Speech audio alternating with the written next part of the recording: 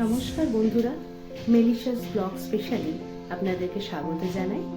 আজকে আবারও আমি একটা রেসিপি নিয়ে আপনাদের সামনে হাজির হয়েছি। তাহলে চলুন দেখে নিই আজকের কী রেসিপি। আজকের রেসিপি ভেন্ডি সর্ষে। চলুন চটপট তাহলে দেখে নিই। প্রথমে ভেন্ডিগুলোকে ভালো করে ধুয়ে নিয়ে তারপর আমি লম্বা লম্বা করে কেটে একটি ঝুড়িতে রেখে দিয়েছি। তার পাশাপাশি আমি একটি পেস্টও বানিয়ে নেব।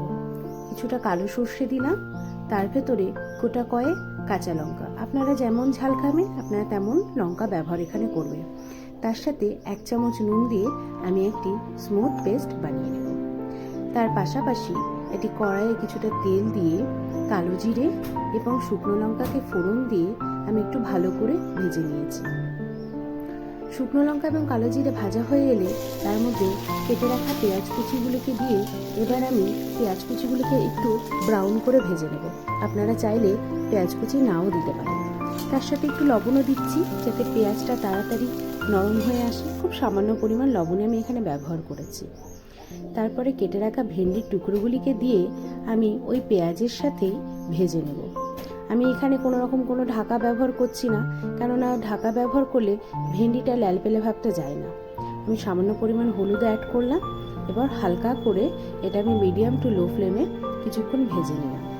ভাজা হয়ে গেলে সর্ষের যে পেস্টটা আমি বানিয়ে রেখেছিলাম সেটিকেও এর ভেতরে দিয়ে আমি খানিকক্ষণ একটু ভাজা ভাজা করে নিলাম। একটু ভাজা ভাজা হয়ে এলে ভালো করে একটু কষিয়ে নিয়ে ওর ভেতরে আমি সামান্য একটু জলও অ্যাড করছি যাতে মশলাটা আমার পুড়ে না যায়। এবার সম্পূর্ণরূপে দেখুন আমার ভেন্ডিটা সর্ষেটা প্রায় ভাজা হয়ে গেছে। এবার হালকা একটু আমি জল ব্যবহার করছি ভেন্ডিটাকে একটু সেদ্ধ হওয়ার জন্য। ভাজাতেই মোটামুটি 50 to 60% সেদ্ধ হয়ে আছে, তবু বাকিটুকু সেদ্ধ করার জন্য আমি সামান্য একটু জল ব্যবহার করছি। জল ব্যবহার করে এইবার আমি ওটাকে ঢাকা বন্ধ করে দিলাম। কিছুক্ষণ পর মিনিট 6-7 পর খুলে দেখুন আমাদের ভেন্ডিটা বেশ ভালো মতনই সেদ্ধ হয়ে গেছে। ব্যাস রেডি হয়ে গেল আমাদের আজকের খুব সহজ একটি রেসিপি ভেন্ডি সর্ষে। ভালো লেগে থাকলে অবশ্যই আমাকে সাপোর্ট করার জন্য আমার চ্যানেলটিকে like, share, comment and subscribe করে দেবেন।